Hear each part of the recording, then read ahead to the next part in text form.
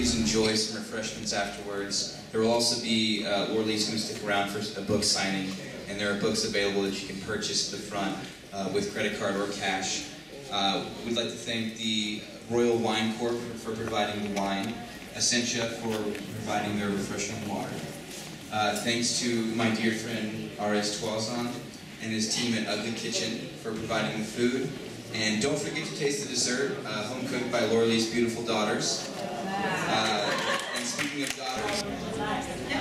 Yes, I heard it's for sharing purposes. And for those who will read, they will definitely enjoy it. And they will thank you for sharing your life. However, sharing your life with the president, your experiences with the president, aren't you scared that the young Marxists are going to negate what you have written in there? They're very powerful. Yeah, there's always possibility about everything or anything. But this is my reality. This is my truth. I should not be scared of the truth. If I wasn't afraid at the time, when I could have worse things could have happened to me, what am I afraid now? I'm 71. They can all gain control. This is my life and this is my truth.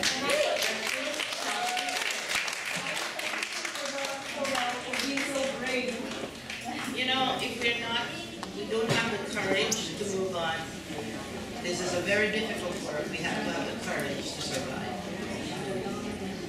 Yes. I have been talking a lot with you, Story, but my question is on the character part, the bravery to say no to the most powerful man in the world. Where did you get that? And you could die any time because you are around the military people. They could bump you into wherever. Well, you know, my father, and my father especially, was a man who was big on, I think he's one of the few military men who, I'm sorry to say this, but we never got rich. We're very modest and frugal life. Our house is GSIS, things like that, up to this day. My mother still lives there. So I think I've been brought up in that morally upright upbringing, that to say no to what is right, that you feel is right. At that point, I did not get scared of anything. I just wanted to say no because for me it was enough.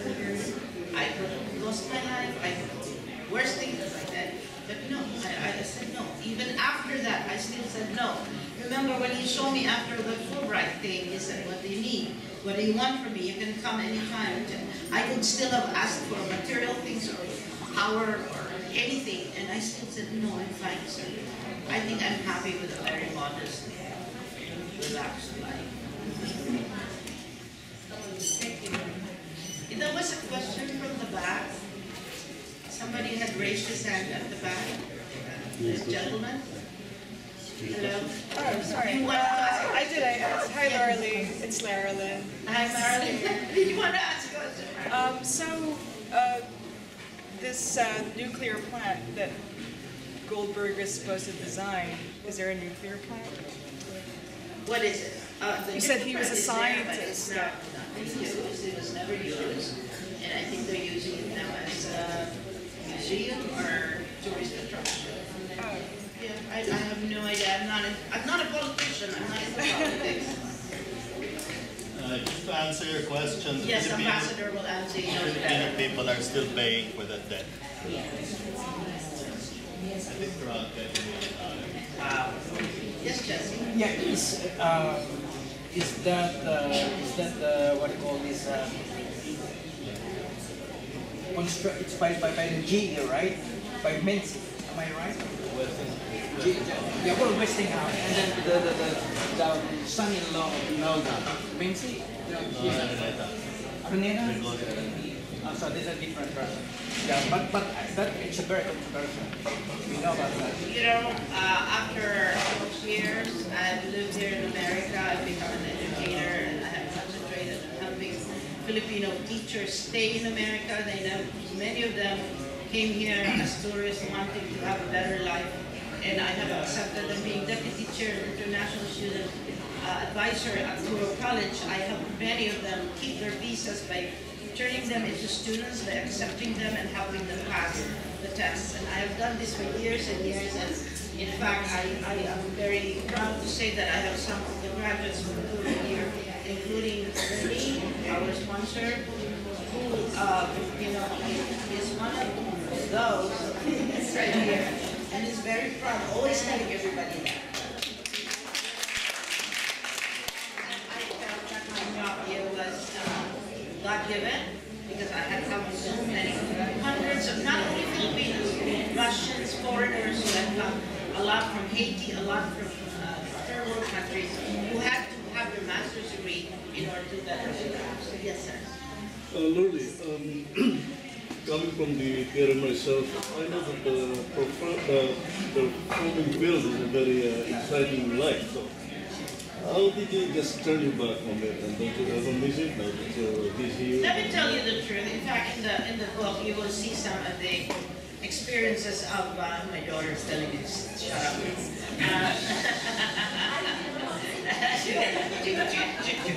Yeah. Yeah. She's my director now, you know. I bequeath all of that to her. In the book, you'll find out about my experiences as a migrant. The discrimination I had experienced here in 1972 when I had school in San Francisco.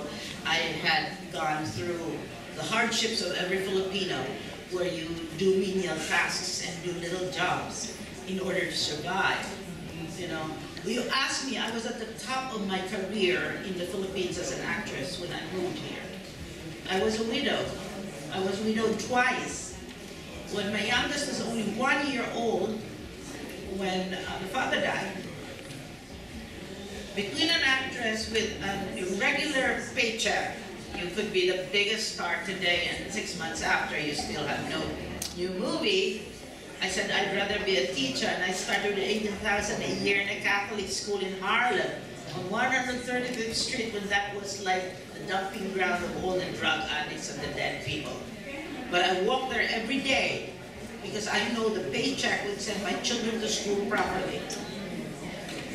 So I have 7 children, all with master's degree, all professionals, all successful in their own and very proud of my life.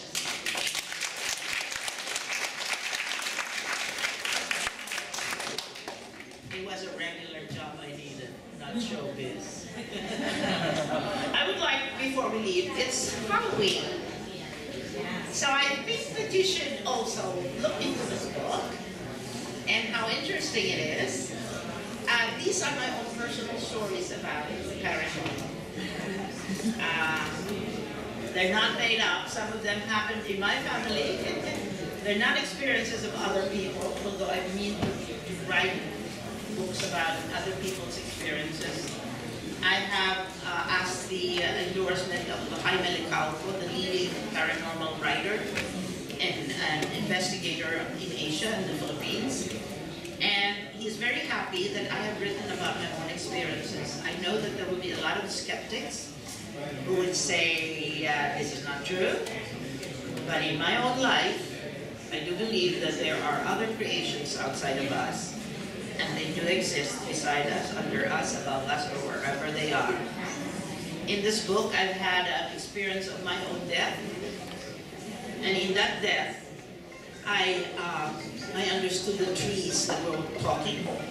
I understood the ants, the animals around me that were talking as I was floating up to what was heaven. And it was the sight of my daughter in her in her bassinet that brought me back to myself. I wanted to read a portion of A Loving Ghost, which is the story of somebody who had died in my boarding house when I was younger. And we did not know that he had died. He was struck by a jeep, and he was at Philippines General Hospital in the hallways because nobody knew him. He was a John Doe. On the 5th day that he was there, his head and his brains were already clogged and had blown into like a balloon. It was too late for us to save him.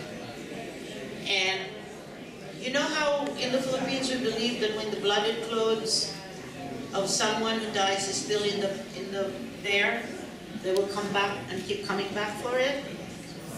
So his blooded clothes were in the house, and every 8 o'clock in the evening, the light in the dining room would turn it.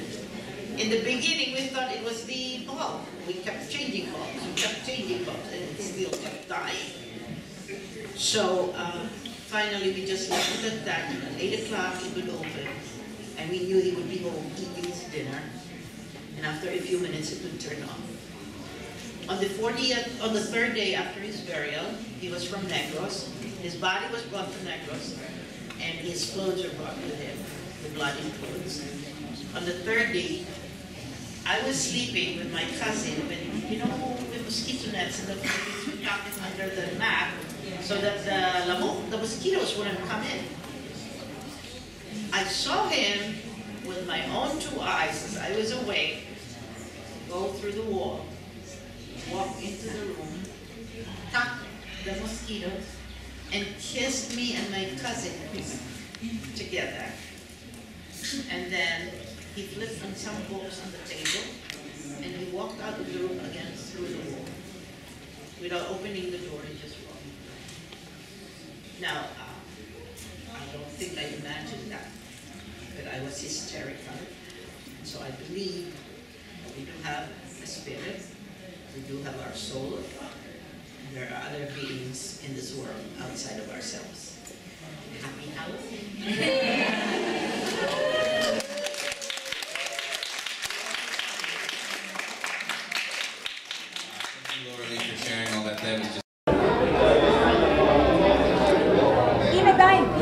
Hi, how are you? I'm going to turn your book around. Is that okay? Yeah, sure. And then the mouse, I'm going to keep there alone. It's okay. It's okay. So I was going to interview you. Is that okay? Curzon, maybe you can help me do this in your native language as well. Oh. Okay. You want in Tagalog? No, I want it in English right now. All right. And I will translate it to Tagalog. I do the best I can with English. All right, fine, great. How are you tonight? I'm good. Lori Venezuela. Villanueva. A beautiful name. And I listened to your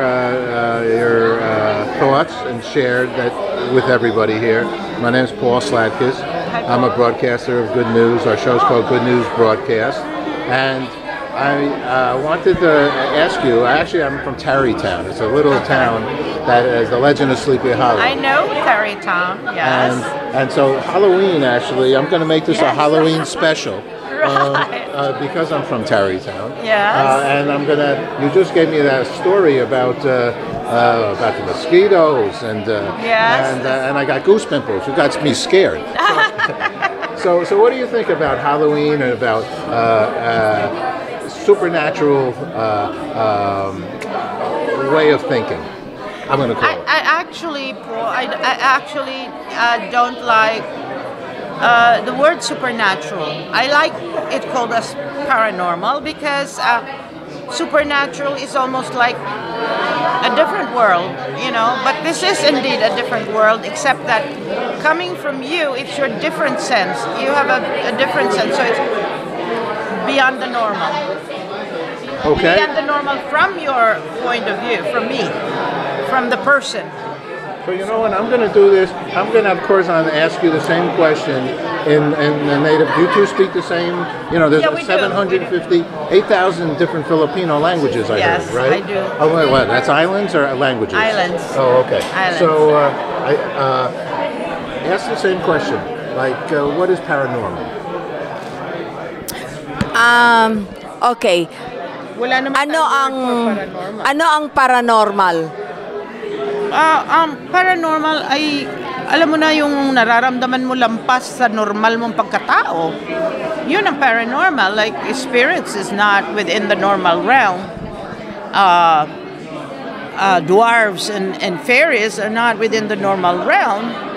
You know, what do you call this? Witchcraft or witch doctors are not of the normal scientific realm. So anything that's not being explained by science, what I would say would be the border of paranormal. Okay, so I'm going to ask you another question. What is good news for you? What would be good news for you? What would be a good news? Good news in any aspect of your life. What is good news for me is when my children are happy, when they're successful, that's good news for me. That's the utmost of happiness for me. We live as parents outside of ourselves. After a while, it's our children that matter. Okay. So, and one last question, because we're very involved with world peace and the International Day of Peace. Yeah. What does peace mean to you? Wow. Ano ang kapayapaan? Yeah. In English. In English, peace, it's so difficult defining that word nowadays because the world is so politicized and there's too many. But if you talk about personal peace, your own peace, my own peace in myself, that's a different story. If you're talking about world peace, then I'm not going to say that there is peace right now. It's a very controversial thing now. Could you say it in your native language also? What does peace mean to your name, and what does peace mean to you in your native language? Para sa akin, ang peace nasa aking kapayapaan ay nasa loob ko. Nasa akin yon. At ang peace ng mundo magulo. Walang peace ngayon ng mundo. Okay? Okay. Well done. Salamat. Thank you. Thank you very much.